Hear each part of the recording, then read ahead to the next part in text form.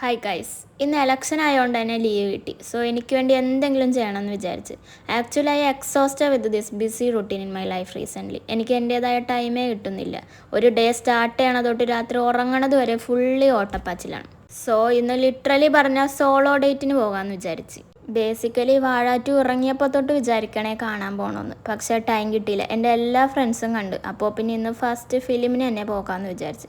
Comedy film ആയതുകൊണ്ട് തന്നെ mentally കുറച്ച് കൂളാകുമെന്ന് വിചാരിച്ചാണ് പോയത്.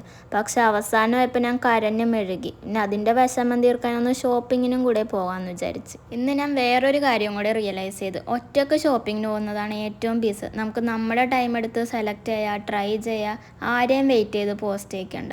സത്യത്തിലൊന്നും മേടിച്ചില്ലല്ലോ. എന്നെപ്പോലത്തെ ഗേൾസിന് ജസ്റ്റ് ഡ്രസ്സും ആക്സസറീസും മേക്കപ്പൊക്കെ റൗണ്ട് അടിച്ച് കാണാൻ തന്നെ ഭയങ്കര ഇഷ്ടമാണ്.